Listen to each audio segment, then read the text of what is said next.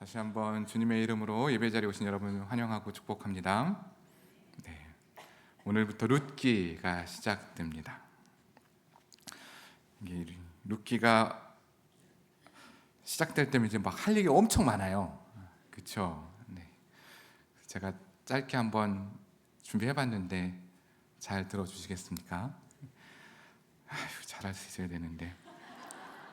자, 룻기가 언제 기록되었는가? 이건 뭐 성경에 찾을래도 찾기 참 어려운 장이잖아요, 그렇죠? 사사기 뒤에 붙은 살짝 있는 장. 실제로 눈치 없이 넘어갈 때는 그냥 넘어가서 없는지도 있는지도 모르는 그 책, 룻기. 여러 책 중에 하나죠. 룻기가 기록된 시기는 아마 사사 시기부터 왕정 시기 즈음이다라고 여겨지는데요. 룻기 마지막에 다윗의 족보가 등장하는 것으로 볼 때 다윗 시대 이후에 쓰여졌을 것으로 여겨집니다. 왜 여겨진다고 하냐면 맞는 답이 없기 때문입니다. 정확하게 언제 기록되어 있고 누가 있는지 설은 많은데 다 이렇게 공인된 하나의 설은 없습니다. 특히 순서가 조금 중요한데요. 유대인들이 성경이 히브리 성경이라고 하는데요. 그들이 그 성경을 타나크라고 불러요. 이 세 개의 성경의 앞자를 따서 타나크라고 부르는데 이 순서대로 성경을 기록합니다. 첫 번째는 토라라고 해서 율법을 가르침이라는 뜻을 가지고 있는 책이 앞에 붙어 있고요. 모세오경이 여기 들어가요. 그 다음에 두 번째는 느비임이라는 예언서가 들어가고요. 세 번째 책으로 케투빔이라는 성문서가 들어가는데 잠언, 아가서 같은 책들이 케투빔이라는 성문서에 들어가요. 근데 룻기는 오늘 성경에는 사사기 뒤에 있는 역사서로 들어가는데 히브리 성경에는 성문서의 시작으로 들어간다는 겁니다. 그러니까 조금 다른 차원에서 이 책을 보게 되었다는 거죠. 오늘날 그럼 이 순서 사사기 뒤에 붙은 게 언제 붙어 있냐? 주전 3세기경에 이 디아스포라된 유대인들이 히브리 말을 모르니까 이들에게 성경을 읽혀야겠다 싶어가지고 70여 명의 학자들, 우린 70인역이라고 하잖아요. 한 72명쯤 되는데 70인역으로 성경 구약을 헬라어로 번역하는 책이 나오는데요. 그 책에서부터 성경의 사사기 뒤에 룻기가 붙기 시작한 겁니다.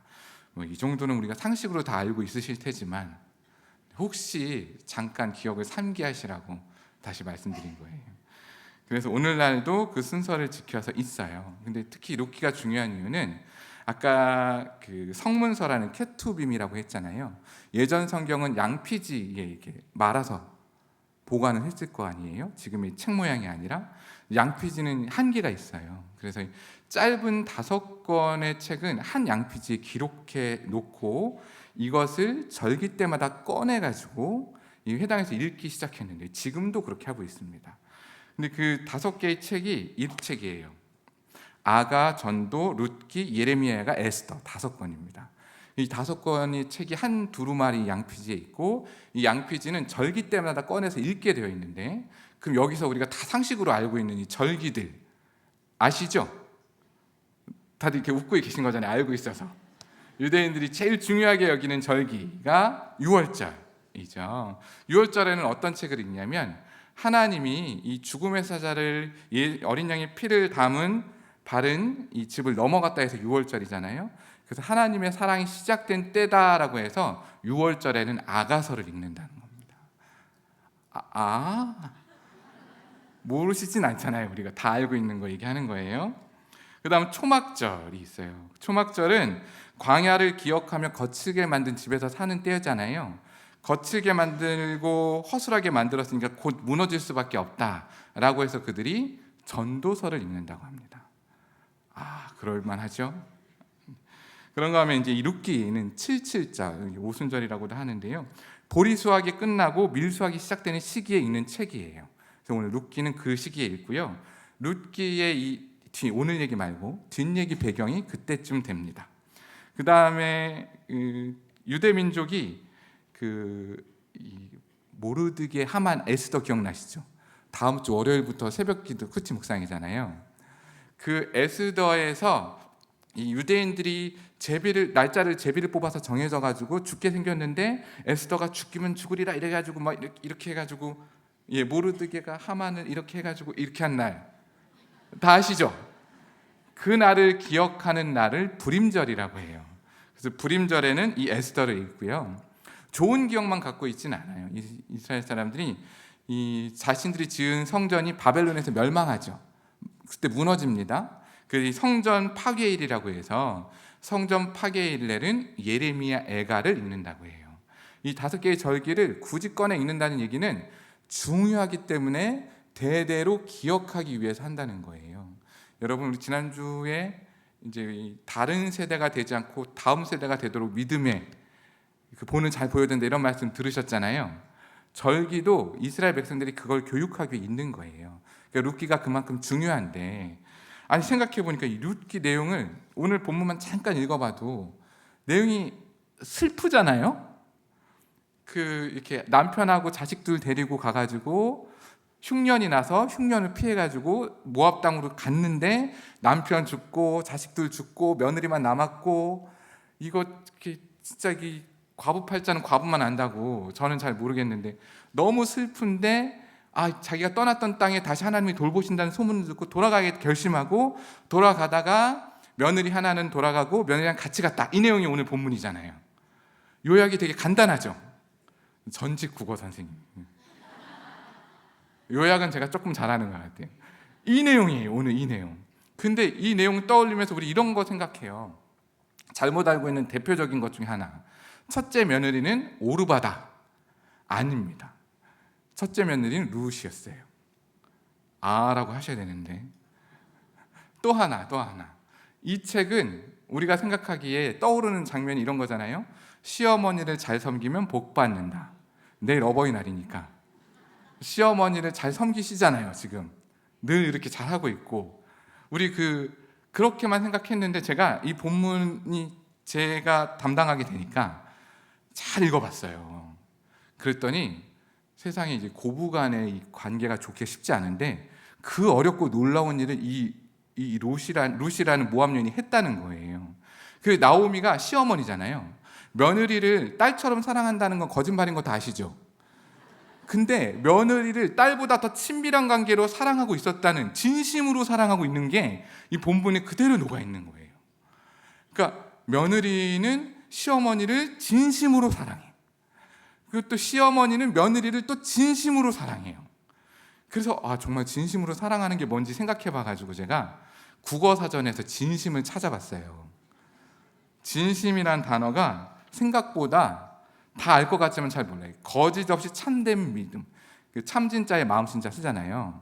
참된 믿음이란 뜻이 있어요. 제 이름이 얼굴 용자에 참진자. 참된 얼굴. 이러면 이해가 쉬우시죠? 그런데 진심이라는 단어가 동의어인데 한자어로 다할 진자에 참진자에 쓴 것도 진심이라고 하는 거예요. 그러니까 그 진심으로 진심하다. 참된 마음을 가지고 그 마음을 다해서 표현하는 것이 오늘 이 고부간에 있었던 일인데, 이 고부간에 있었던 이 진심이 그들에게만 적용될 것인가, 아니면 오늘 우리에게도 이 진심이 어떻게 전달되면 좋을지, 또 하나님이 이 이야기엔 정말 배경처럼 등장하실까 아니면 진짜 역사하실까를 한번 내용을 읽어보면서 살펴보려고 합니다. 자, 그렇다면 오늘 본문을 통해 사랑과 하나님을 향해 가져야 될 진심이 무엇인지 우리 함께 살펴보겠습니다. 자, 첫 번째 하나님과 사람을 향해 가져야 될 진심, 첫 번째는요, 나오미와 같이 거짓 없는 참된 믿음을 전해야 한다라는 거예요. 자, 거짓 없는 참된 믿음, 우리가 알고 있는 진심이라는 뜻이겠죠.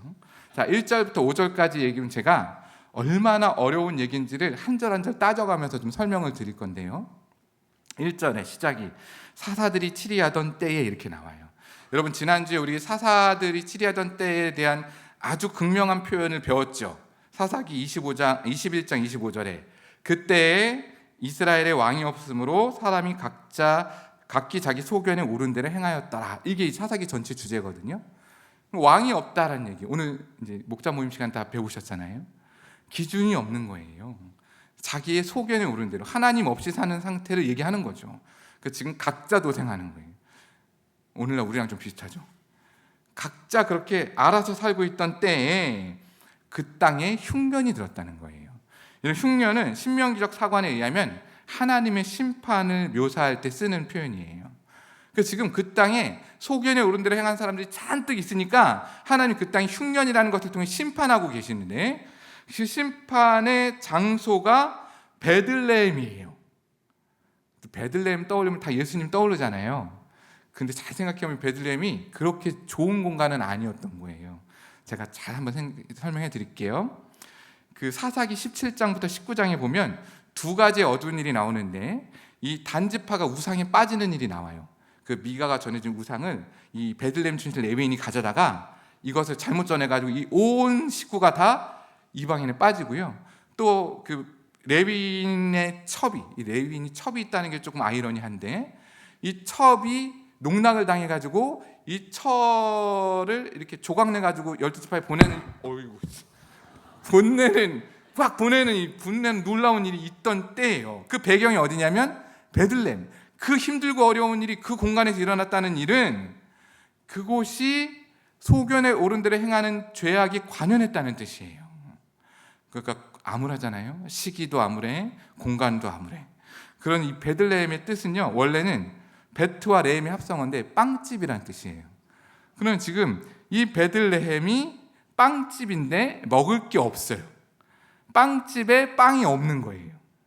뭐 이런 걸 아이러니라고 하는 거예요. 문학용어로 아이러니. 심판받으면 이런 아이러니한 상황이 늘 우리 삶에 일어나는 거겠죠. 그래서 이 베들레헴이 그런 공간인데, 그 역사적으로 몇 개 더 나왔대요. 예전에는 에브라치라고 불렀고, 여기 에브라 사람들이란 표현 나오잖아요. 그래서 왜 뭐 그 작은 곳 에브라다야 너는 뭐 작지 않, 이런 얘기 기억나시죠? 예수님 태어난 곳이기도 하지만 그 야곱의 사랑을 받았던 라헬이 베냐민을 낳고 죽은 데가 베들레헴입니다. 그리고 예수님이 태어난 곳이기도 하고 나중에 다윗의 고향이 되기도 한 곳이 바로 이 베들레헴인 거죠. 베들레헴은 주후 330년 콘스탄티누스 대제라고 들어보셨죠? 어디선가 들어보셨을 텐데, 기독교를 공인한 그 황제가 이 베들레헴에다가 예수 탄생 교회를 세워요. 그러니까 330년쯤이니까 4세기잖아요. 그러니까 가장 현존하는 가장 오래된 교회가 있는 곳도 바로 베들레헴입니다. 그러니까 이 장소가 가진 역사가 엄청 좋죠. 이쯤 되면 한 번쯤 가봐야 될 것 같은데, 저 여러분이 꼭 한 번씩 베들레헴 가보기를 소망해 봅니다. 네, 이 암울한 사사기가 치리하던 때 흉년이 들었던 이 베들레헴에 살고 있는 사람이 있었으니 엘리멜렉과 나오미라는 부부였다는 거예요.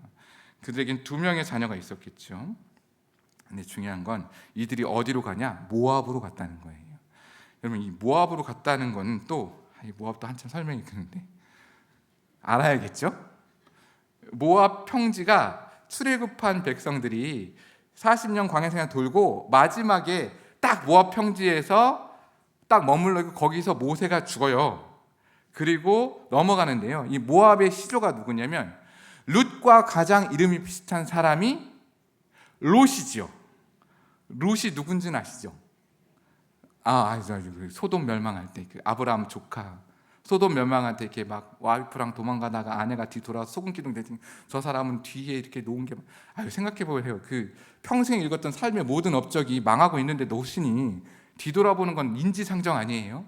근데 그가 소금 기둥이 되고, 그 롯이 이제 2 딸과 함께 정착해서 숨어 있는데, 그 2 딸이 아버지와 관계에서 나온 첫째 아들 이름이 모압이, 그리고 둘째 아들이 베암미, 나중에 이 모압 아래에 있는 암몬 있죠?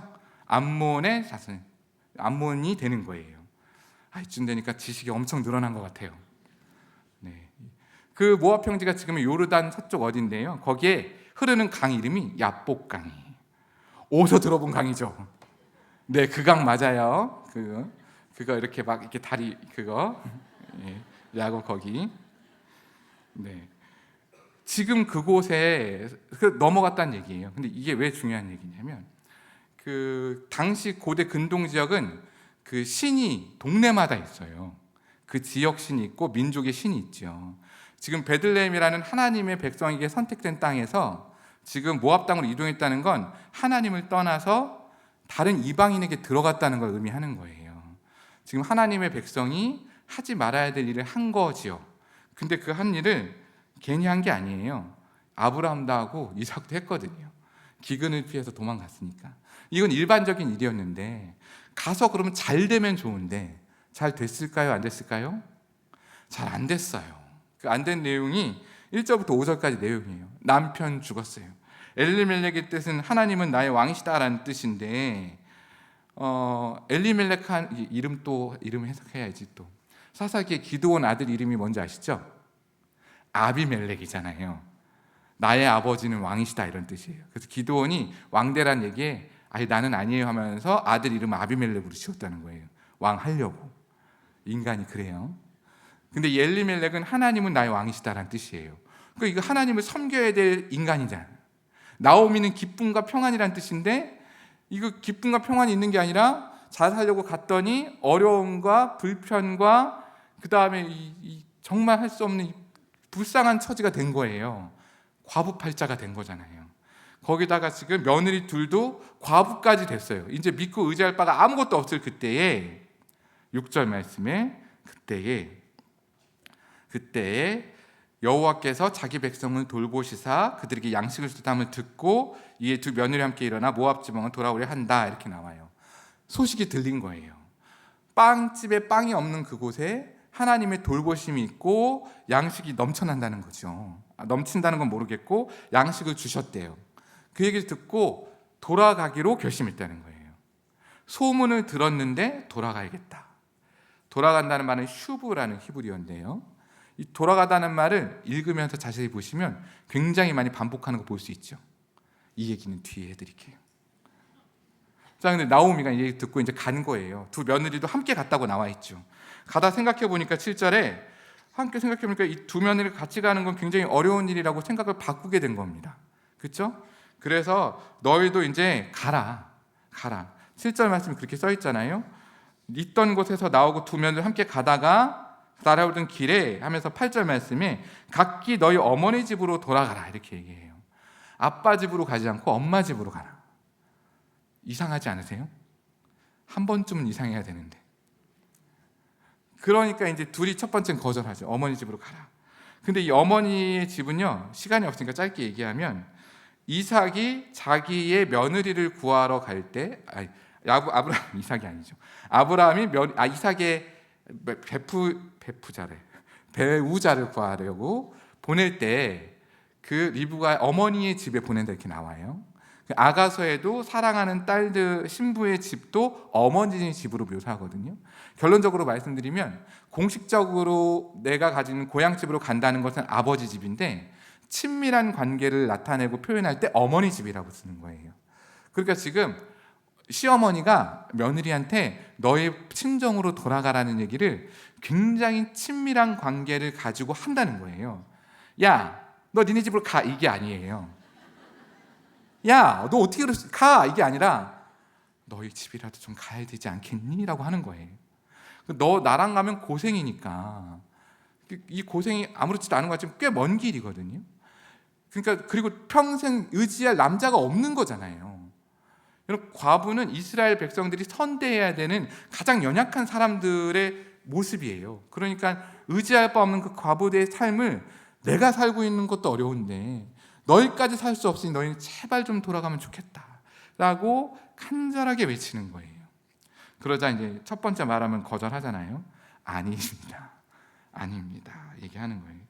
그러면서 얘기할 때 이 나오미가 어머 집으로 돌아가라 하면서 하나 덧붙인 표현이 이 나오미의 진심인데요. 여호와께서 너희를 선대하시기를 원한다 이렇게 얘기해요. 선대하다라는 히브리 말은 헤세드라는 뜻인데요. 헤세드는 계약 공동체, 즉 하나님과의 약속의 관계에 있는 사람들에게 하나님이 주시는 하나님의 사랑, 은혜, 긍휼, 자비를 나타내는 말이에요. 그러니까 이들은 이방인이잖아요. 근데 이방인 며느리를 향해 약속의 관계에서만 얻을 수 있는 그 하나님의 사랑과 은혜와 긍휼함을 너희도 얻기를 원한다라고 얘기하는 거예요.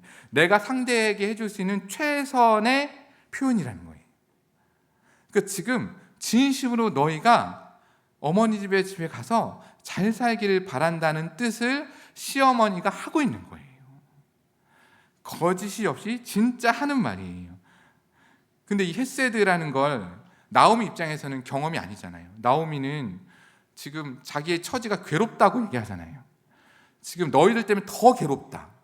왜냐하면 내가 잘 살려고 하나님의 은혜를 받은 사람이어야 하는데 잘 살려고 왔는데 오히려 더 엉망이 됐어. 지금 완전히 파탄나고 난 그냥 몸뚱이 하나만 남은 거야. 그런데 나는 그래도 이 헤세드, 하나님이 돌아올 곳이 있게 했다는 거예요. 내가 돌아올 곳이 있는 게 하나님의 은혜예요. 그러니 너희도 나와 같이 이렇게 어려운 길을 가지 말고 돌아갈 곳으로 돌아가. 그래서 그곳에서 너희 남편도 만나고 위로를 받기를 원한다라고 진심으로 걱정해서 얘기해 주는 거예요. 그러니까 그 두 며느리가 울면서 아니니이다 이렇게 얘기하는 거예요. 10절에 아니니이다. 이러니까 이제 11절에 내 딸아 돌아가라 하면서 12절에 계속 반복해서 이제 돌아가라는 말 하는데, 내 태중에는 너희 남편 될 자기 사람이 있냐? 그들 때문에 너가 남편을 두겠냐? 내가 남편을 지금 두겠냐? 또 설령 남편을 둬서 이가 잘한다고 너희 기다리겠냐 이건데, 이 배경은 형사 취수제라는 제도 때문에 표현된 말이에요. 그 남편이 일찍 죽으면 아버지의 형제, 그 남편의 형제를 통해서 그 남편의 대를 잇게 해주는 거예요. 그러니까 지금 나에게는 너희의 대를 잇게 해줄 형제가 없어. 너희 남편이 형제가 없어. 난 지금 사랑을 받을 수도, 결혼도 못하고, 설령 결혼해서 남편을 얻는다고 해도 애를 낳아서 얘가 자라려면 수십 년인데 이게 되겠니? 하는 거예요. 그러니까 이건 물리적으로나 성경적으로 도저히 이루어질 수 없는 일이니까 너희는 꼭 돌아가라라고 얘기하는 거예요. 이 말은 그들을 향한 진심, 그 처지의 궁색함을 다시금 좋아지기를 바라는 타인에 대한 공감과 배려에서 일어난 말이라는 거예요. 여러분, 그 진심이 느껴지십니까? 시어머니가 며느리를 향한 진심, 너희는 그들의 처지에 대한 공감에서 온 이 배려가 지금 나오미를 통해서 이 두 며느리에게 전달되는 거예요. 여러분, 진짜 진심은 타인의 고통에 공감하는 능력에 있는 거예요. 타인의 아픔에 공감할 수 있어야 그를 향한 배려도 있는 거예요. 공감도 못하면서 배려하잖아요. 배려가 아니라 폭력일 수도 있어요. 그리고 우리가 진심으로 다른 사람을 향해 공감과 배려를 할 줄 알아야 하나님의 진심의 사람이 되는 거예요. 여러분, 그랬으면 좋겠어요. 그러자 가지요. 강건하지 마옵소서 하면서 이제 가요. 14절에 오르바는 떠나가요. 그리고 룻은 붙는데요. 룻의 이름 뜻이 친구라는 뜻이에요. 친구. 제가 아까 이름 설명하다 말았는데, 말론과 기로는 뭐 단종, 약함, 뭐 이런 이 말뜻이 그렇거든요. 근데 일부러 이름을 그렇게 지은 거예요. 이야기에 맞게.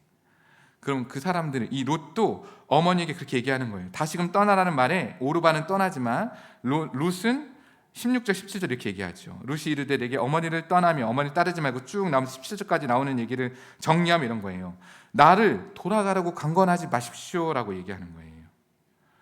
자, 여러분, 여기서 이 룻의 룻 며느리를 향한, 며느리가 가진 시어머니를 향한 두 번째 진심을 확인할 수 있는데요.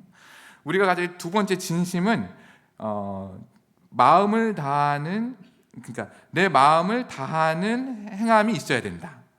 이 말 조금 어려운데 룻이 지금 행한 걸 다시 설명해 드릴게요. 일단 14절에 소리 높여 울던 룻은 떠나고 룻은 붙쫓았다 이렇게 나와요. 이 붙쫓다라는 말의 히브리어는 다바크라는 뜻인데, 결합하다, 집착하다의 뜻인데요. 친밀한 관계에 사용되는 거. 언제 쓰냐면 창세기에 남자가 여자와 더불어 연합할 때 쓸 때 연합하다는 말이 이 다바크라는 뜻이에요. 그러니까 지금 시어머니와 며느리가 지금 남녀 간에 있는 친밀함과 동일한 친밀함을 가지고 있다는 거예요.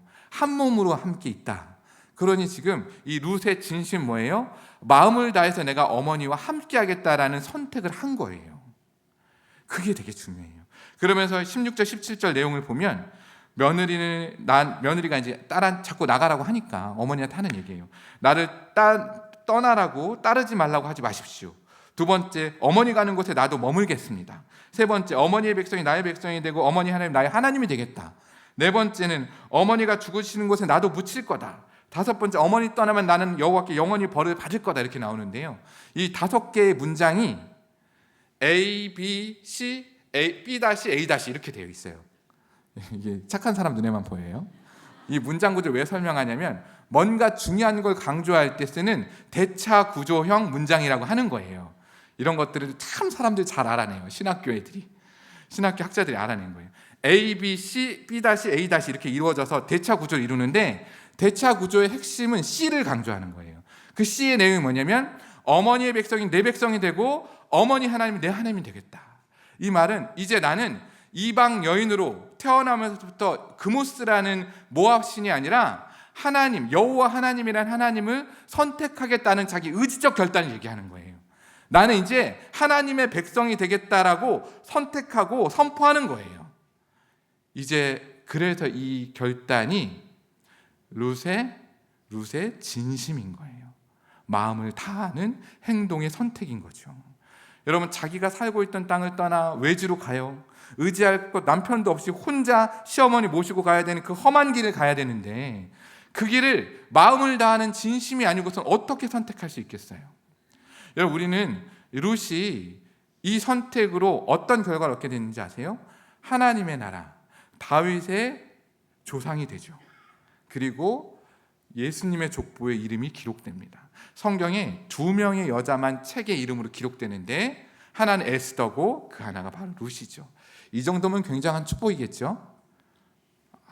아직 성경에 이름이 기록되고 싶진 않으신 것 같아요. 성경에 기록되고 싶다고 했는데, 중요한 거 보세요. 이 룻은 처음부터 믿음이 있던 건 아니었을 거예요. 정말 어머니의 처지에 대한 공감과 배려가 있었기 때문에 그런 선택을 하게 된 거죠. 여러분, 룻의 진심은 나오미와 같이 이 공감과 배려에서 흘러나오는 거예요. 여러분, 저는 이 룻기를 통해 우리가 서로를 향해 가져야 되는 진심, 서로의 아픔을 함께 나눌 수 있는 공감과 그 아픔을 통해 내가 어떻게 해야 될지를 선택해야 되는 배려가 깨달아졌으면 좋겠습니다. 우리가 이 룻기를 통해 그걸 알았으면 좋겠어요. 그럼 우리가 진짜 그리스도인으로 서로를 어떻게 사랑해야 되냐? 공감과 배려를 통해 하는 거예요. 이 공감과 배려가 결국엔 우리의 영성이 돼야 되고 우리의 믿음의 모습이 돼야 되는 거죠. 여러분, 어려운 이웃을 향해 그렇게 마음을 다하는 진심을 할 수 있어야 하나님의 사람이 되는 겁니다. 여러분, 이 모든 일을 하나님이 하셨어요. 그러면 우리가 하나님을 가져야 되는 첫째 진심은 무엇이냐? 서로를 향해 진심으로 진심해야 됩니다. 거짓 없이 참된 마음을 가지고 그 마음을 다해서 하나님을 사랑해야 된다. 왜냐하면 하나님이 그 일을 먼저 이루셨기 때문에 그래요. 여러분, 잘 생각해 보십시오. 6절에 하나님이 자기의 백성을 돌보시다라는 표현이 나와요. 지금 빵집에 빵이 떨어져서 하나님의 심판이 있던 그곳을 하나님이 다시 돌보셔서 양식이 있게 하셨다는 거예요. 이 소식을 누구에게 들리게 했어요? 하나님을 떠난 나오미에게 들리게 한 거예요. 여러분, 그러면서 나오미 속에 작정된 마음이 뭐예요? 내가 돌아가야겠다.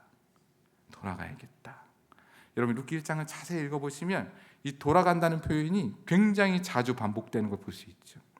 여러분, 이 나오미의 심정에서는 돌아가야겠다라는 것, 돌아간다는 것은 내가 모압 땅이 내 고향이 아니라 베들레헴 하나님의 약속의 땅이 고향이라는 곳이에요.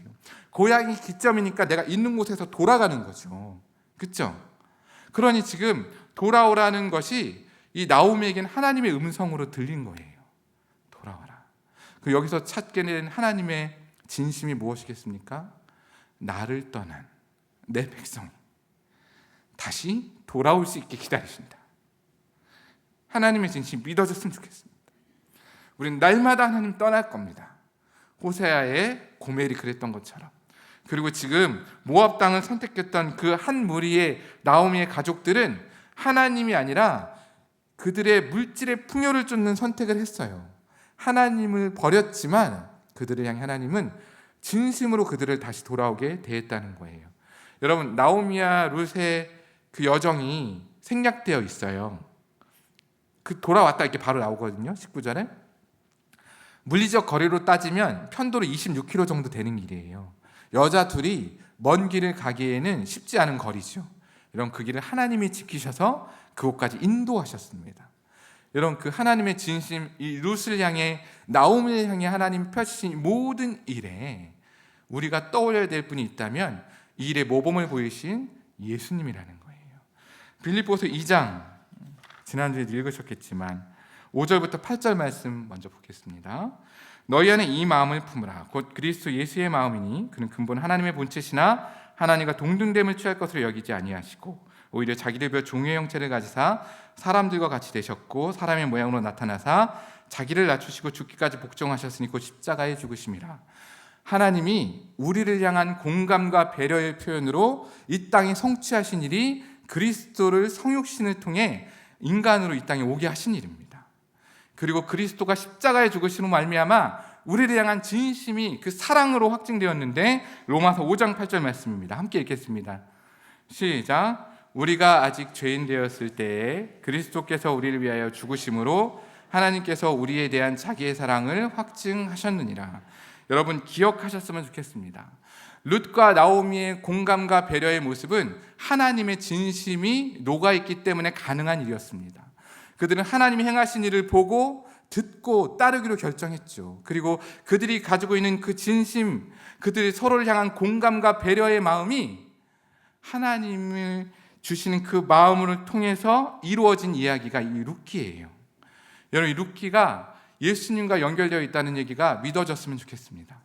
예수님이 우리를 인간의 몸으로 이 땅에 오셔야만 했던 이유는 바로 우리를 구원하기 위해 어쩔 수 없이 선택한 하나님의 선택이었어요.